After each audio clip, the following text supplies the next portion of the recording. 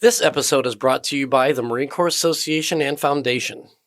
The Marine Corps wants Marines at all levels to be able to make sound and timely decisions, and Marines can hone their decision-making capabilities by being put into situations that require them to think critically.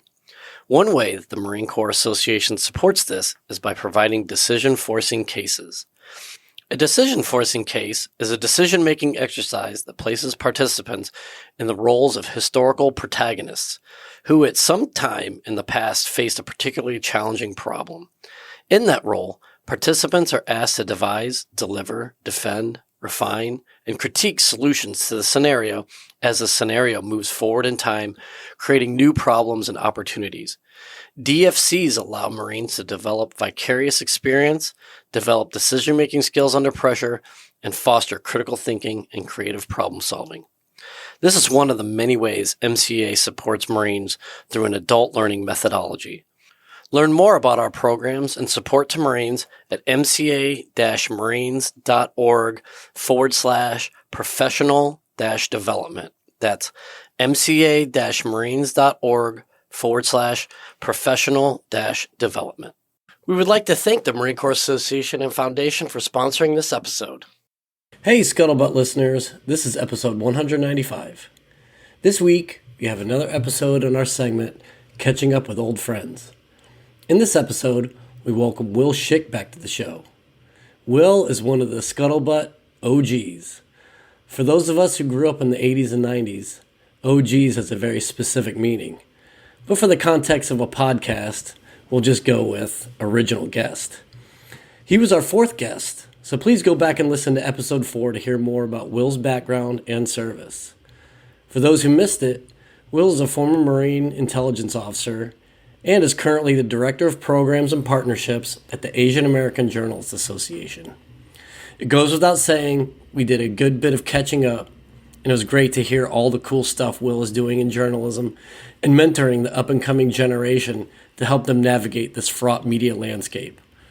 And it was great to hear his perspective on how we get information and how we consume media. Here is episode 195. Hey, Scuttlebutt listeners, thank you for joining us and your continued support. I'm Vic, and this is a continuation of our series, Catching Up with Old Friends. And so I'm really happy to be welcoming a good friend of mine and previous guest, Will Schick, to the show. Will, thanks for coming in or being here. Yeah. So unfortunately, we're probably like 15 miles apart as the crow flies, but we're doing this remote. So, this is what happens when you do a weekday afternoon interview. It's got to be. You got to move the location to this to like a bar, or you got to make it more enticing. Dude, we have a mobile suite. I'm gonna. This doesn't sound fun. Yeah, no, it's we did a when we were filming our Fallujah documentary, I was getting a lot of audio, and one of the guests who did some of the voiceover on their account of Fallujah, I made the mistake of bringing a half rack with me to entice them to do the thing, and so it really tails off then toward the end and stuff. That's pretty funny. Yeah. So, all right. Well, dude, so it's been a while. Like, you were one of our first guests when we kicked this show off. And so it's been a while, man. So how's everything been, man? Let's catch up. Yeah. Gosh, I'm trying to remember the last time we talked. I think I was probably still working at Street Sense. That's right. Newsroom covering poverty and homelessness. And then I eventually reached a point there where, I ended up getting a new opportunity. So then I ended up moving over to a place called the Asian American Journalists Association, where I help people become journalists and also to do journalism better. One of the things that I started thinking about a lot when I used to work at Street Sense, which, we worked a lot with folks who are homeless, worked a lot with folks who are low income, living in poverty, thinking about just policy, the intersection of policy and like life, right? And to tracking how policy decisions made at like the city council level then impacted like people locally. And so while I was there, I started thinking a lot about who gets to do this journalism, because it seems to be a very exclusive field. And one of the big disparities, or one of the gulfs. One of the things that I noticed was just different was we had this like chunk of people who sold the paper, and the chunk of people who sold the paper tended to be folks that are very low income, predominantly folks of color. And the folks who came in for internships and the journalists who covered the stories were generally more well off. And I started thinking about, wow, wouldn't it be cool if we got some of these other folks to do some of these stories? So we started doing that, and we started working in that realm. And then I started thinking about, just broadly speaking, and just even my own challenge, right? Like to even make it in journalism as a veteran by itself is very difficult, because there's like all these preconceived notions. So when I talk about the field itself even being exclusive, it's like exclusive to people that have gone to like journalism school at like a very prestigious place, and it's not always that welcoming field. So I got this opportunity to go to the Asian American Journalists Association, who had always been kind of helpful to me, just like on the side. And it was never really a place that I had intended per se on going, but I just liked the people a lot. And then I ended up here, and it's really rewarding, working a lot with just really students all over the country. And also professionals, right? So I did their executive leadership training program. It's really great, and we're doing a lot of different work. I don't know if I should go into examples of that. One of the things that we did recently, it was we published a style guide, and so for Marines, I always think about like naval letter format. Yeah. Right? In journalism, you have the AP style guide, and then and like in the military, you have like naval letter format, or whatever it's called now. I don't even know what it's morphed to. I think it's some DoD amorphous thing that people are having to. But those kinds of guides, right, steer the kind of conversation that you're able to have. And so at AAJA, we published our own style guide just recently, I think in the past couple of years. And our style guide kind of gets at some Asian American issues, and interrogate some of the language that we use around, like that we talk about stuff. So one example of it is, the Russia-Ukraine conflict, the war. Russia has been employing these drones that are like self-detonating. And so when they hit like a vehicle, they just blow up.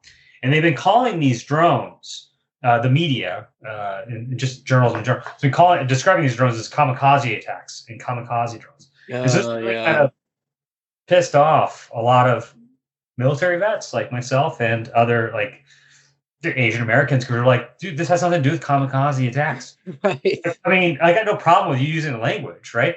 But like that means something, right? That's like World War II. That's like this whole other thing that happened, right? And like that's like nobody's actually, like, a person is not piloting that and crashing and dying. Right. And so maybe we call it something different. And then they're like, well, what do you call it? You can call it a self-detonating drone, an attack drone, like anything, right? Describe what it does. And so, recently we put that out there, and we were able to work with different publications to even change the way that they report on it to give you a little more accuracy. We actually teamed up with the Military Veterans and Journalism Network, which is headed by actually several guys that were in the Marines. Those would be actually great people to talk to. That sounds really great. Yeah, that's it. I didn't really understand sort of the power of language, and even the presentation of language until I came here.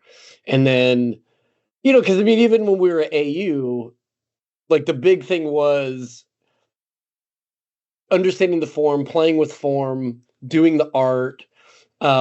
Yes, you're sort of like MLA adjacent, but like no one's really gonna like hold your feet to the fire over some of the stuff, as long as you like can sort of explain, this is what I'm trying to do creatively, and the guy, it's fine, whatever.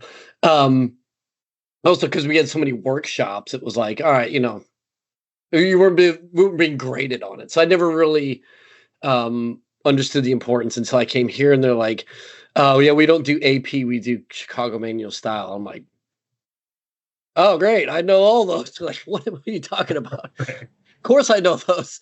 And so I was diving into it, and it's like, it's almost like for theology folks out there, it's like the different like biblical translations. It's like, oh well, we're deciding to go with this instead of this, and this is why. Anyhow, so what does that mean then? So you guys put out your own style guide. when you said you put it out, does that mean that like you're sending it to these larger news outlets for them So to reference? Okay. one of the things we have members, about 2,000 members worldwide, as part of our association, and many of them work in different newsrooms. And so we Okay. come together and formed a committee. And our committee also consists of folks who are editors at different places. And the whole reason for that is like, it's important. I think maybe for your listener audience too, like when you think about just having a veteran's perspective. Yeah. Oftentimes, like if you have a veteran who's a journalist, like that's kind of like a unicorn. And so like having somebody there to be a part of that discussion can maybe who is a veteran might be able to point out that like, hey, that story you have on gun violence, like you didn't really accurately describe what a gun does. Like I don't, and then to kind of like give that sort of sanity check. Similarly with like AHA, our members are editors at various publications, and we see this as kind of like a brain trust. Like, does this even make sense, right? And we've done stuff in the past where it's like, we had like victims of like hate crimes, and it's like, can we just tell you how to pronounce your names properly so you don't like mess it up online?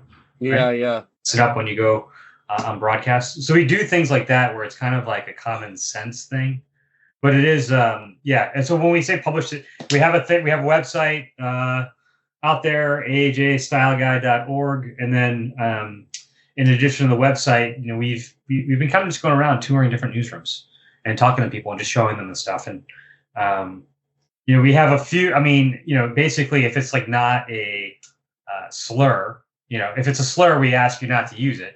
Basically. Right. And then other things, there's a lot of food for thought there, right?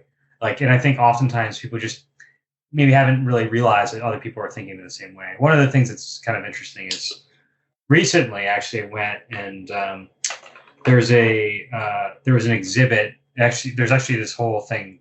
It's actually nationwide. They're taking around this book of names of people who were incarcerated during World War II in the Japanese American camps. Yeah. And otherwise known as internment camps. And so they're taking this book of names around, and actually people who are relatives or other folks that want to remember them get to like put a dot in the name or next to the name. And it's like this huge book, and they're going to do this tour across the country. But the Japanese American Citizens League for forever has been like, hey, these families were like forced from their homes and put into a camp that were under armed guard and not allowed to leave. What the hell does internment even mean? They were incarcerated, right? Voluntarily. And so that's kind of like the term that we put that, like, that's like in our style. We say, well, I mean, say what you will, however you want to describe it, but people were like locked up and not allowed to leave. Yeah. Yeah. And, that's just like fact, right? History. And so we're like, some people have been using internment, but other folks, right, like, are like, hey, that's not really an accurate term, and not a really accurate way to kind of describe it, right? A more accurate way might be to say these folks are incarcerated. Now, you'll still see internment out there. Yeah, sure. Well, I was just thinking, like, one of my favorite books is Just Americans, that talks about the Hawaii. I draw a blank every time, like the 111th Infantry, the Purple Heart Brigade. Yes. I think it's I think it's like the 513th or something, or 442nd or something like that. Yeah, maybe it is. Because the 501st, that's Band of Brothers guys. Yeah. But yeah.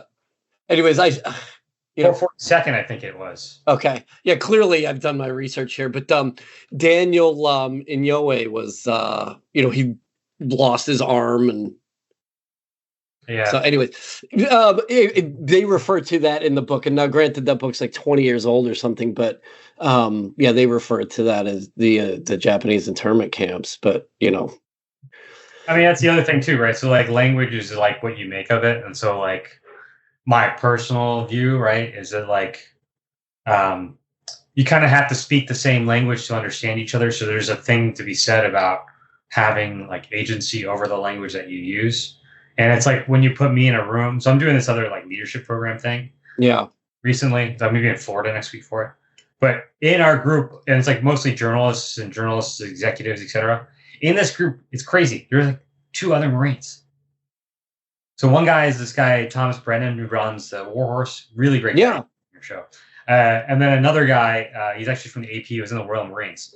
But it's interesting because you put us in the room, like put us in a room together, and suddenly we're speaking the same language. And we can cover so much more ground because there's this like common language that we have. Yeah. So something to be said there about that language, and then being able to have access to it, right? So like there's maybe a handful of folks that I've worked with over the years who've had more exposure to veterans.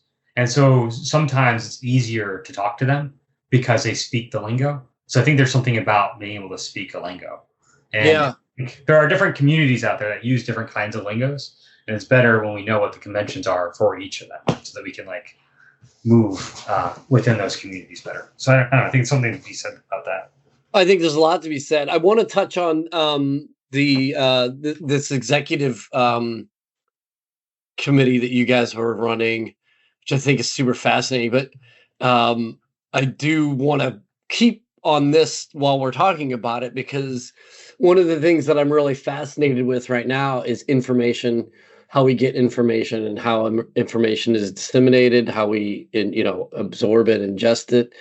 And I think the language part is, a key piece to this, especially we're talking, before we started recording, we were talking about like, well, what do we want to talk about? And one of the things was like, well, this is AAJA is a DEI organization. And so that's going to come up and like, yeah, let's lean into it. Yeah. And, in that vein, when you hear something like an Asian American journalists, and you're talking about a DEI organization, it isn't this monolithic thing where, hey, all we're doing is pushing Asian American sort of interests, because as you referenced you've referenced being a veteran more than you've referenced being Asian, and I think that's where language plays such a huge role, because it isn't just about an agenda. It is, like you said, communicating on a level that is very similar and that has multiple interests. It isn't this sort of like this monolithic thing where we're just trying to push some sort of agenda. What you guys are doing is you sort of have this Venn diagram almost, where especially as we're talking Taiwan and we're talking about tense relations in the Pacific, having a veteran Asian American would probably be really great to help, like, sort of help level the playing field on the type of language that's being used to convey information. I don't know. It's kind of a I think you're absolutely right. And I think, one of the things that I think oftentimes gets misconstrued is that when we're at Asian American Journalists Association, or even like I'm a member of the Military Veterans in Journalism Network. One of the things is like we think about is don't exclude us from that space because of who we are, right? And there could be an argument made, a compelling one at that maybe we should be considered to be part of that conversation, because we, our folks might bring a different perspective. And when I was in the Marines, I got foreign language proficiency pay. Like I speak I speak a handful of languages. Mm-hmm. It'd be really dumb, right? Like to have a Marine that speaks like the local language and then not use them there, right? Or even consider bringing that Marine with you on a deployment to that particular locale, because that's a force multiplier right there. Like you can get so much out of that. And so so I think there's a value add from from that kind of standpoint of what kind of skills folks bring, and it's there was a Simpsons bit, I think it was during the Who Shot Mr. Burns series, but they had this guy come out of the court, all the journalists are all like doing all that stuff, and then one guy goes, "Who are you and why are you here?" And the other guy, the main Kent Brockman guy, goes, "Do your research," like shoves him out of the way. And I sort of feel like in a lot of ways, having this sort of inclusion, I know that's a dirty word, but at least considering it as being a force multiplier, like you said, sort of gets it gets you ahead of that who are you and why are you here part of any sort of journalism or any sort of information gathering, intelligence gathering, where you don't have to get your IPB, you don't have to spend as much time in your IPB. Yeah, right? I honestly, and I was like an intel guy in the Marines, and so Yeah, like that's why I wanted. That's why one I of said the dumbass things that happened when I was there is like I was stationed at 3rd Brigade Battalion in Hawaii, and almost every officer in the unit cycled through Korea to do a deployment there, to do some kind of exercise, right? And I was the only officer who spoke fluent Korean, and the only officer that didn't go. Now, that wasn't planned that way, right? Because I did a deployment to Afghanistan. I did something else in Okinawa, and it was different places. This is on the 31st MU, so like it just so happened that I wasn't in the exercise schedule. But boy, is that an oversight. Yeah. Like, holy crap, is that an oversight? And the teep is the teep. The teep is the teep. Yeah, exactly. And so, like, I think in that way, sometimes it's like a smart allocation of your resources, right? Like, I can't remember exactly how you do it in McPP, but you look at like, what is your tasks? What resources do you have available? And boy, doesn't it make sense to have a wide variety of resources, right? Yeah.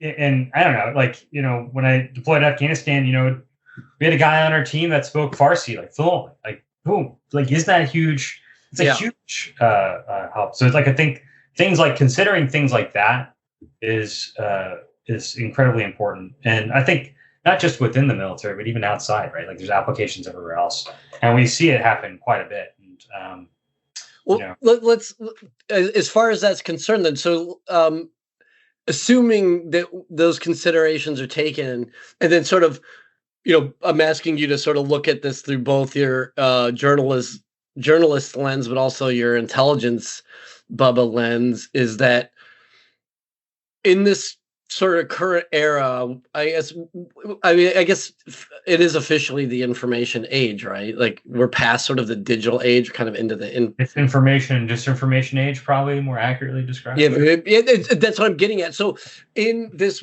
era where we are, it isn't necessarily the likes and the reposts don't go to the person who is conveying the information the most accurately. It's usually the person who either puts it out first or makes it the most salacious.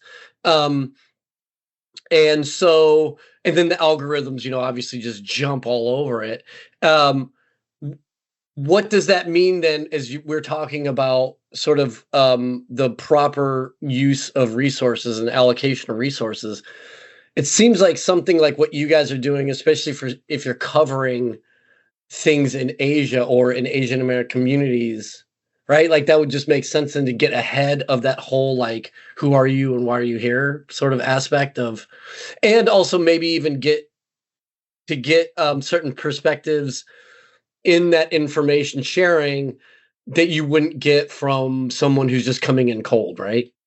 Yeah, exactly. I think so. There's like multiple things that are happening here, right? So journalism as an industry is kind of dying. So it's kind of weird to leave my life in the military, the promise of a 20-year retirement, to do some like crazy ass thing, like go just to go try and become a journalist, which itself was like a difficult thing. And then being here, people were like, "Welcome to the party. This party is slowly dying." And and so it's like, it's a dead man's party. I don't know if I get sued for yeah, right. And so then I'm like, okay, so we're in a dying industry, and a lot of that's like kind of clinging on to like older business models, not figuring out how to like monetize like the information that they're putting out there. I think social media came on board and ended up taking all the ad revenue. So like we all know that kind of story. But what I think is really interesting in the time that we live in right now is that you have journalism and you have news, and people have this like fixed idea of what they think it should be and what they think it was.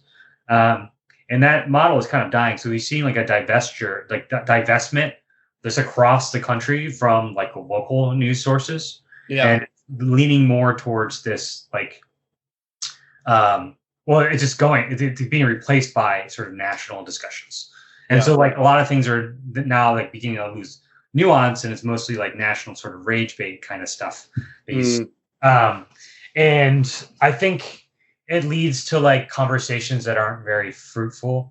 And I think it becomes concerning because in the United States, I feel like we have, like, as individual citizens, like, not only is all this like stuff, all these like the sources of basically reliable information sort of fading or being sort of um, crowded out by other sources that are not very reliable, right?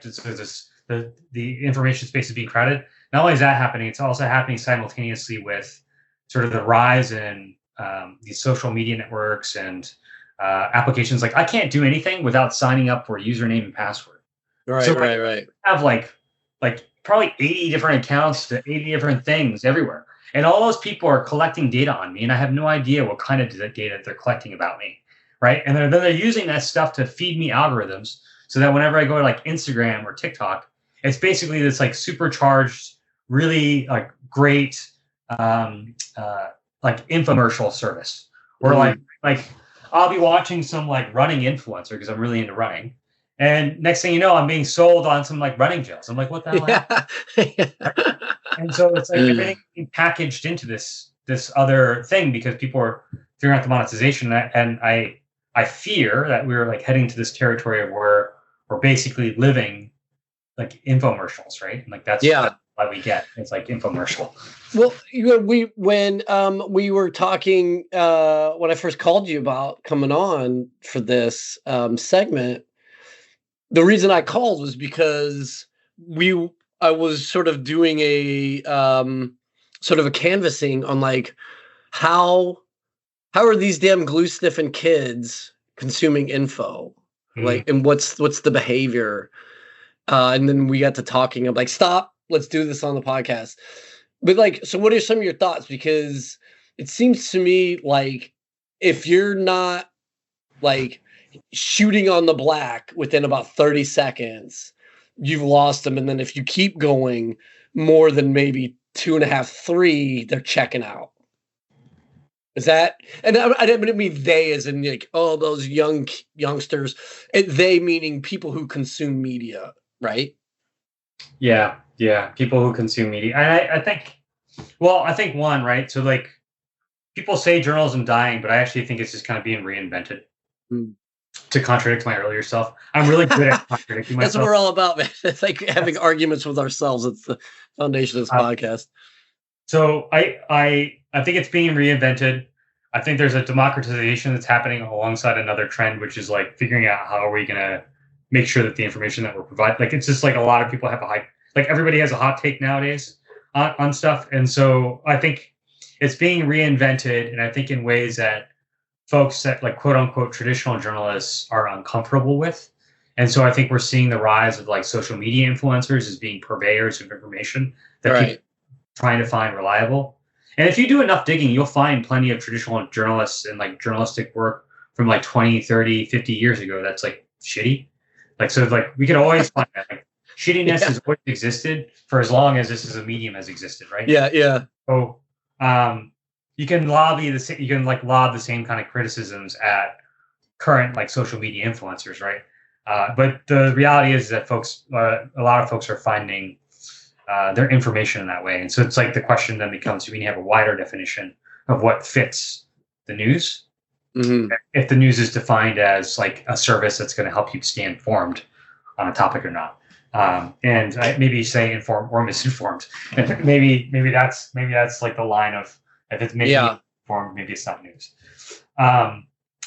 And yeah, so I think there's that's happening. So I think there's like a really lot of like exciting stuff that's happening that way, because we're also seeing people consume news in different ways that they haven't in the past. You know, not that radio hasn't existed for a long time, but podcasts are exploding.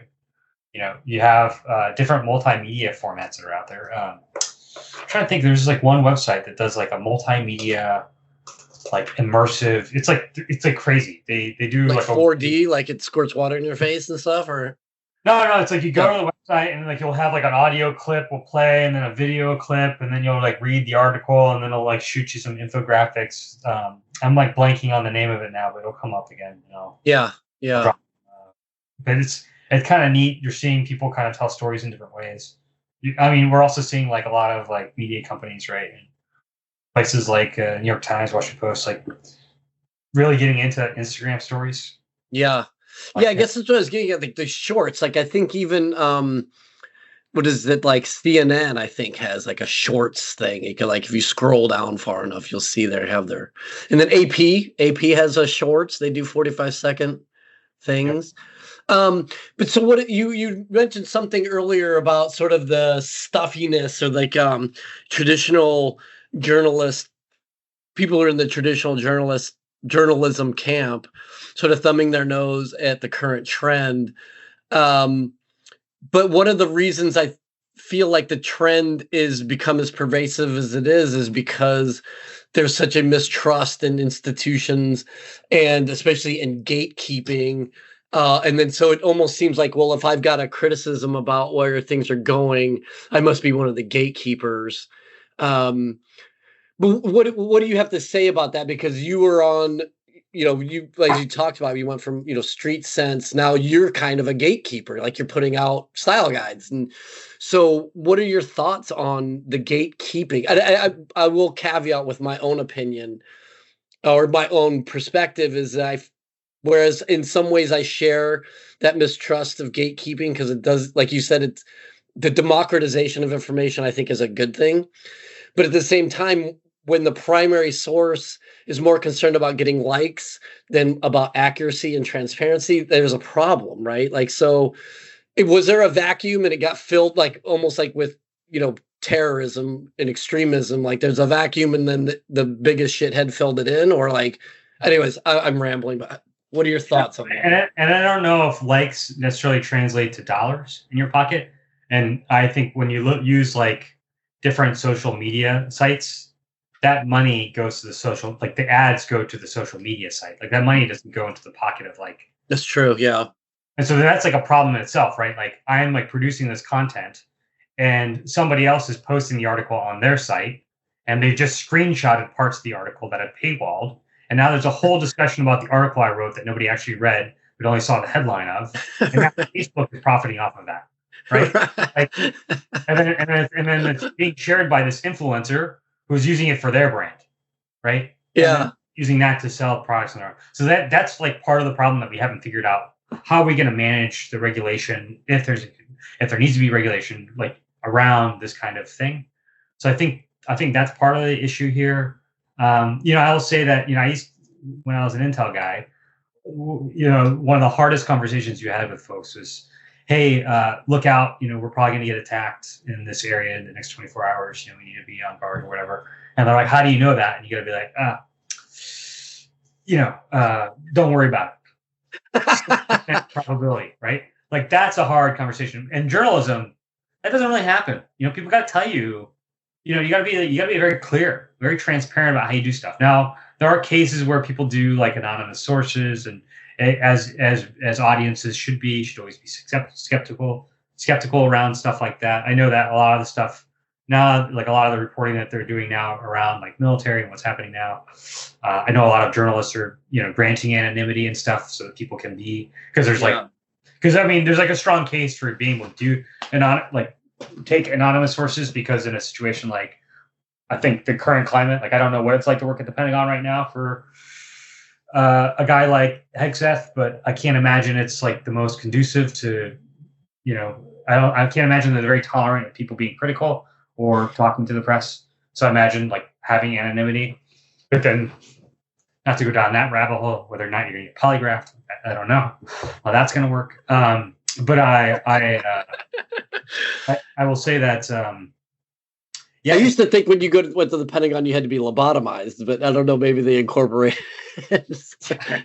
I honestly would pay to just spend a day there to see what that life is like, because I can't imagine.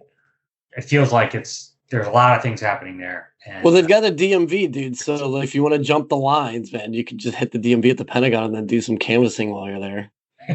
Right. But yeah, I think the news is being redefined. I think there are more people that are allowed to do it, which I think is great. I have this like my own theory, right? So I think eventually we're going to get so. I have this own theory, and it's kind of like a BS theory in some ways, but literally a BS theory, in that I think we're going to become so inundated at a certain point with BS that the natural, reliable sources of information will come to light. that people that have built their reputations around being dependable and like giving factual stuff, that reputation is going to carry farther. I think those are the things that will survive in the long term. Oh, interesting. I could be wrong, but I just think that after a while, like, you keep getting fed bullshit for something. If you're a strong critical thinker, that bullshit won't stand for very long, right? Like, Yeah. you just question it, and then you'll move on. You'll find something new. That's my theory. I don't know whether that will pan out that way. Yeah. And it doesn't seem to have panned out that way.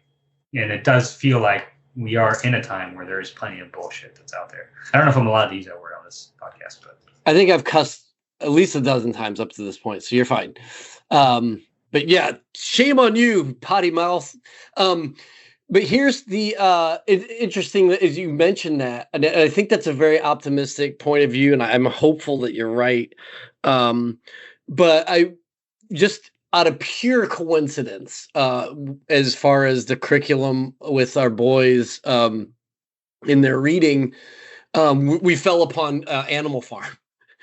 So really, and yeah, obviously, as for those who have read it, if you haven't, check it out, man. It's only like 140 pages. It's amazing. It was written in 1956, so it gives you an indication of like what's old is new.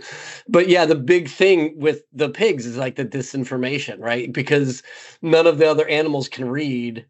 And if you just say something, regardless of its truthiness, if you just say something enough times, people just start believing it, like, oh, that's not Snowball was a total douche in the battle. If you guys don't remember, like, well, I thought he was actually one of the heroes. Like, nope, that was wrong. And like, yeah, I guess you're right. He was kind of a scumbag.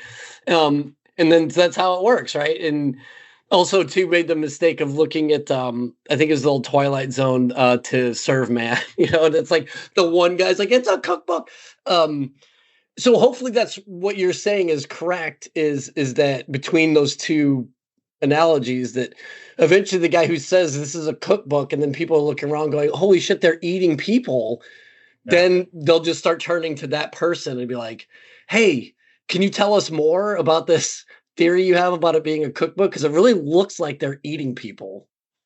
It's interesting too. Like one of the things that kind of gives me hope is I was actually at it's the Night Media Forum, which is kind of just like a gathering of a lot of senior news executives, just a while back. And former Surgeon General Vivek Murthy, he was our keynote speaker, and he talked about this trend amongst just youth, like college age kids and high schoolers. There's actually this like new trend that's starting. I'm trying to remember what the name of it is called, but or these folks are kind of just giving up on social media. Huh. They're giving up on social media. They're giving up. Because he was the Surgeon General that warned against social media for children, right? Yeah, he does, and he recommends like limitations around it and all that. And I gotta say I agree. And so there's like a group of young folks, have been self-organizing around this movement to basically give up smartphones, take up flip phones, and then instead of like engaging in all this social media crap, to like be reading and engaging deeper around stuff, because they started to notice that the quality of conversations is just kind of tanking. Yeah. And I think one of the things that he brought up that I thought was really powerful was that the biggest fear. So there are like a couple things that he brought up that I thought were really interesting. One of them was that if you ask, high school age, college age kids, what their biggest fear is, their biggest fears, like when it comes to the school and stuff, is being canceled by their peers for saying something that they feel is socially unacceptable. So like, can you imagine having that? Like, I remember being in class and just saying outrageous stuff and then being challenged via Socratic method and then coming in to learn how to like reason and logic. I think a lot of young folks these days are kind of being robbed of that opportunity. And then the second thing he brought up that I thought was really fascinating was he said, if he asked folks to kind of guess what we think the demographic is that says the most loneliest, what age group do we think?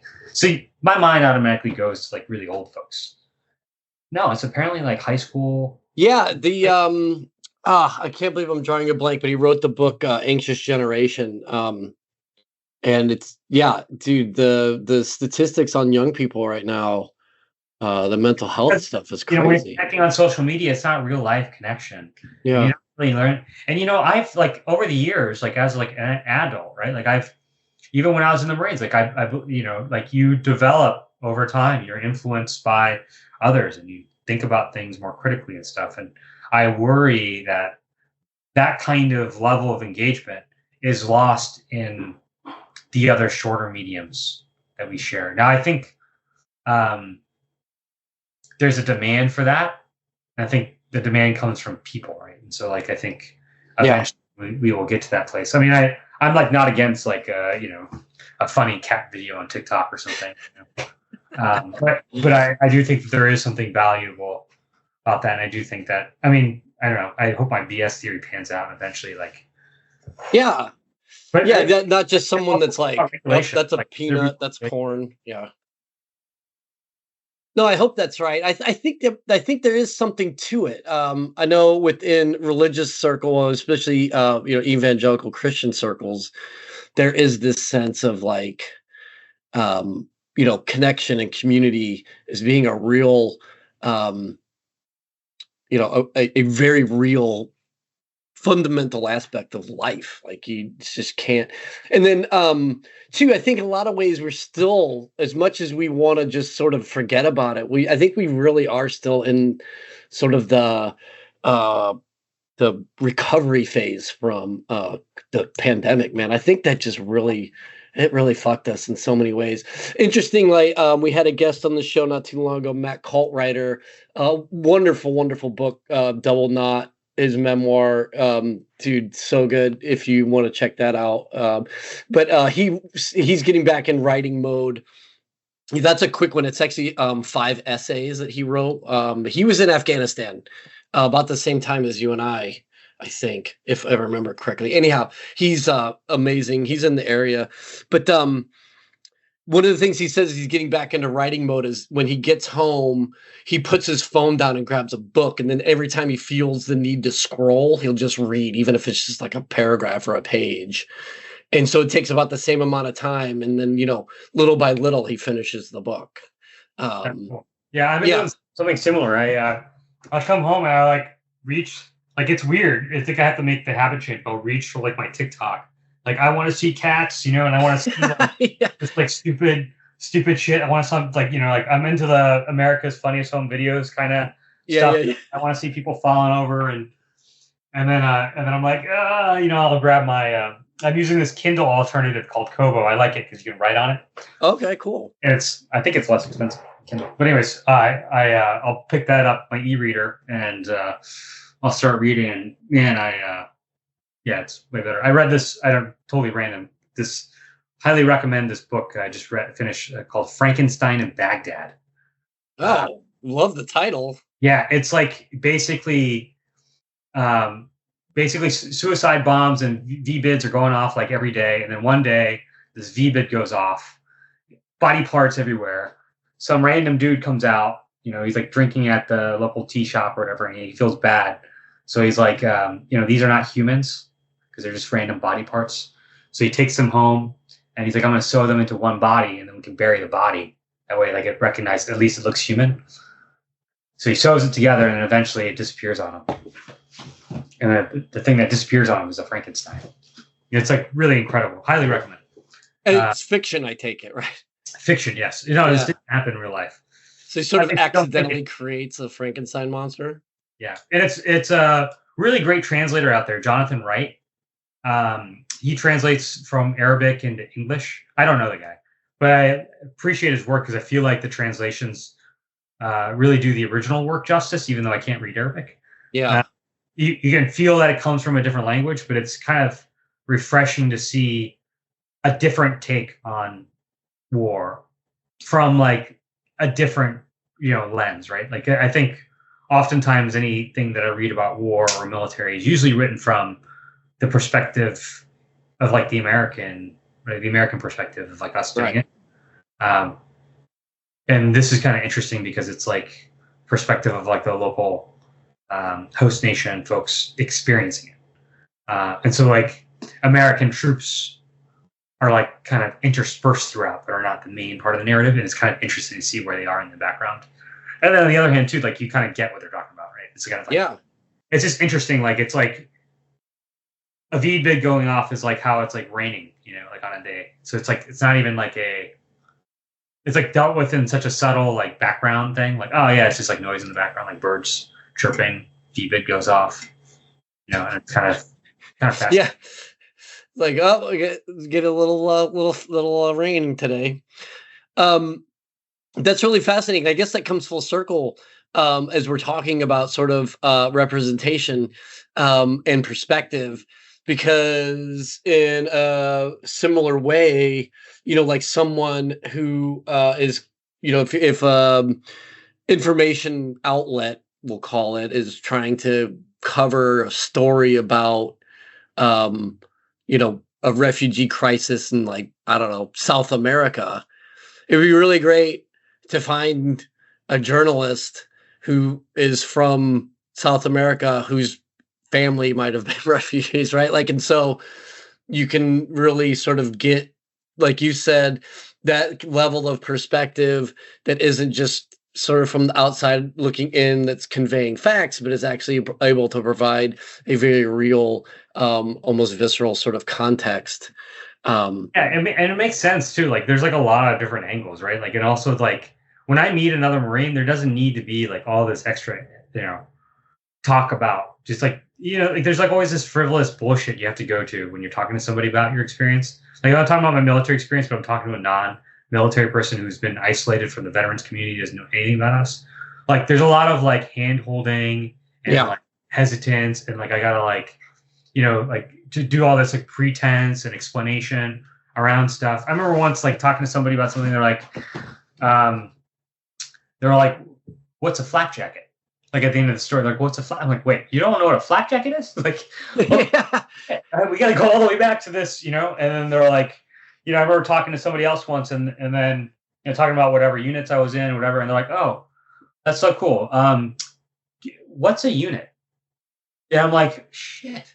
And you forget that there's like this goal for understanding, like because there's a common language among veterans, and so like this exists all over the place, right? Like because there's like lots of different kinds of communities and stuff. It's like a person who's like a hockey player going to explain hockey to somebody that's never played, right? Like, oh, forechecking. You're like, you don't have to explain what a forecheck is. Yeah. So it's like why we want to like if you're hiring a sports reporter, you probably want somebody that's like done sports before. Like it kind of makes sense. So I think love that you just said done sports. You make. Say again? I said, I love that you just said done sports. Yeah. All right. Well, dude, I know I'm really cutting into your afternoon, man. I really appreciate you spending the time to talk. I mean, we could probably literally be here for hours, which we need to get a beer and then just do this maybe off mic or whatever. I'll sneak a microphone in or something. But I didn't want to miss the opportunity to talk to you about your guys' executive leadership program, because I think that's really fascinating. It seems like it's an avenue or a resource that most of these sort of niche organizations offer. Could you talk a little bit about that and like what it all means and what it does? Yeah. So we have an executive leadership program. It takes almost place over for 1 year. So we have like a 4-day in-person sort of 4-day in-person. I was going to use the term boot camp, but that is a wrong word to use for this crowd. A 4-day orientation session, right, where you kind of get to know each other. And the program is mostly built for journalism and media executives, folks that are mid to senior career that are trying to kind of get a leg up on their game. And there's all sorts of stuff that we go over during that 1 week, including like how to negotiate a better salary, and better conditions for your job. Talk about like some management issues that you have, learn more about your personality, who you are as a person. And there's like this cultural element too, because many of us, because we're the Asian American Journalists Association, tend to be Asian American Pacific Islander that go and participate in the program. It's not the only folks that participate, but there is an element to the programming where what we found was that, in this program, for instance, for me, it was like the only place in my professional career where I've been around other multiracial Asian people. Like And it was kind of refreshing to hear that other people had similar stories to share about just like their professional experiences and like how they've come up. And so that was like interesting. So that's like a great sort of part of the program. And then folks will then meet virtually. They meet virtually. They do coaching sessions. They meet with like different mentors that we pair them up with. We have different kinds of case studies and activities. So if you think of like TDGs that we do in the Marines, we have like TDGs, but for journalism and media exec people. And then everybody kind of does their final sessions.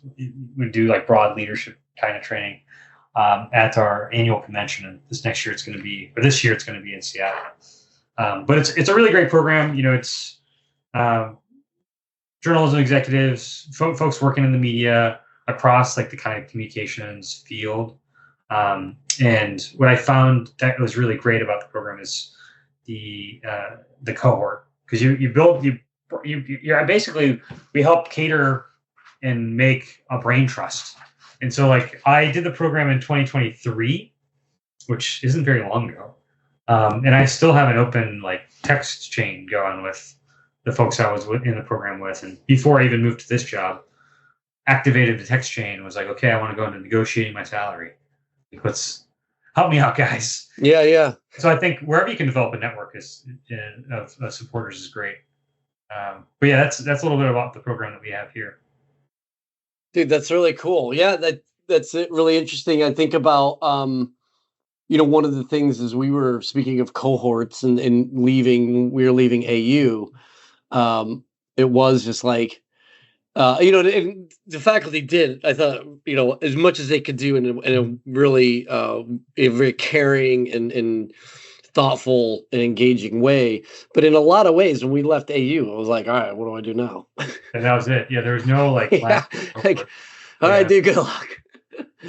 Yeah, it's tough. I think, and I don't know. It's funny too, because like I think there are like some other vets that I know that I like, was in the Marines with, served with, and like the other day I like texted a buddy of mine because I was going through. I'm writing and I'm still working my novel.